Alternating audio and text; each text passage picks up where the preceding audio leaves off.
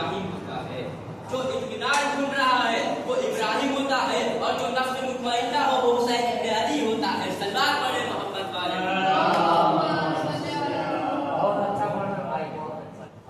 امتحان کیسا تھا؟ امتحان بچپنے والا تھا. اب میں آپ کو بتاؤں گا امتحان کیسا ہوتا ہے. امتحان کس نے دیا, کیا کیسے دیا. امتحان کیسا ہے؟ امتحان کیسا ہے؟ شریعت کے بچپنے کا نام ہے ابراہیم.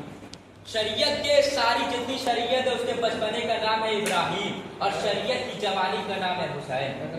شریعت کی جوانی کا نام ہے حسین. تو اب میں آپ کو ایک دلیل پیش کرتا ہوں کہ اس سے پوری بات واضح ہو جائے. ایک دلیل دیکھیے کہ ایک بچہ ٹافی کھا رہا تھا, ہے نا. تو وہ ٹافی کھا رہا تھا, میں نے اس سے ٹافی مطلب چاکلیٹ مانگی. تو اب بچہ دو کام کرے گا, یا وہ مجھے دے دے گا یا وہ واپس لے لے گا. لیکن کیا اس کا امتحان ہو رہا تھا نا, میں آزما رہا تھا وہ دے گا کہ نہیں دے گا. لیکن جب بچہ دینے کے لیے راضی ہو گیا تو میں نے اسے منع کر دیا کہ نہیں, بس نہیں چاہیے.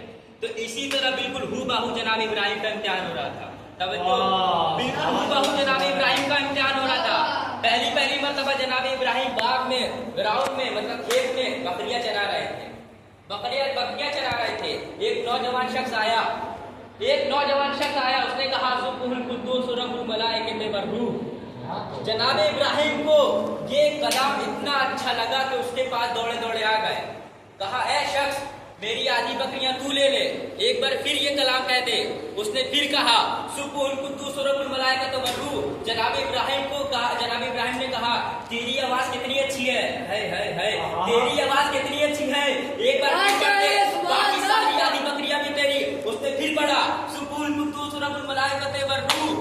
جناب ابراہیم کو اتنا اچھا کلام لگا کہ اپنے سر سے امامہ اتارا, ابا اتاری, نالین نکالا, عصا اٹھایا, انگوٹھی بھی دے دی. کہا یہ سارا سامان لے کے چلا جائے. ایک بار پھر کہہ دے.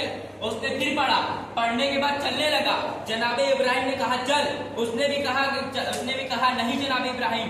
اس نے کہا نہیں, امامہ بھی رکھ, عصا بھی رکھ, ابا بھی رکھ, انگوٹھی بھی رکھ. میں جبرائیل ہوں, تو ایگزام میں پاس ہو گیا.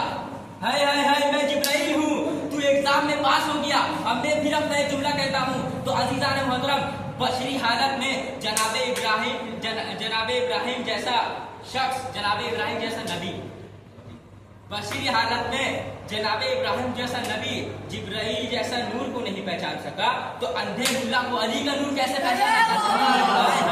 اندھے ملا کو علی کا نور کیسے پہچانا؟ سلوات پڑھے محمد والے محمد. اب آئیے دوسرا امتحان جناب ابراہیم کا. گلے میں رسی, ہاتھوں میں رسی, پھر بھی خلیل حجت ہے.